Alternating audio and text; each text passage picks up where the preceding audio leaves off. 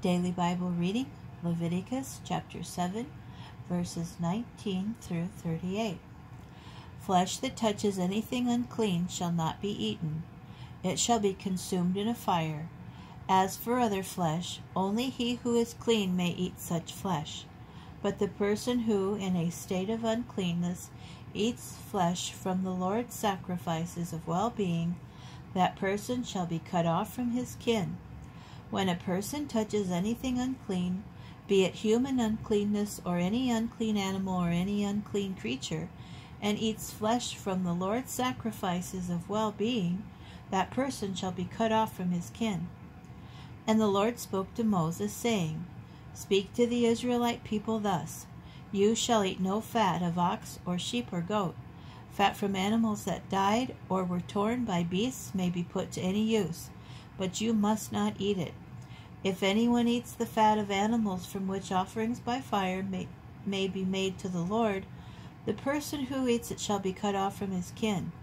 And you must not consume any blood, either of bird or of animal, in any of your settlements. Anyone who eats blood shall be cut off from his kin. And the Lord spoke to Moses, saying, Speak to the Israelite people thus, The offering to the Lord from a sacrifice of well-being must be presented by him who offers his sacrifice of well-being to the Lord. His own hands shall present the Lord's offerings by fire.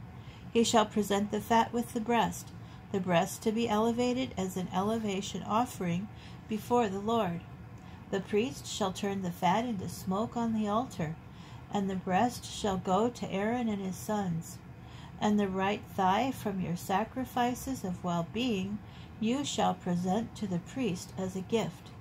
He from among Aaron's sons who offers the blood and the fat of the offering of well-being shall get the right thigh as his portion. For I have taken the breast of elevation offering and the thigh of gift offering from the Israelites, from their sacrifices of well-being, and given them to Aaron the priest and to his sons as their due from the Israelites for all time. Those shall be the prerequisites of Aaron and the prerequisites of his sons from the Lord's offerings by fire, once they have been inducted to serve the Lord as priests.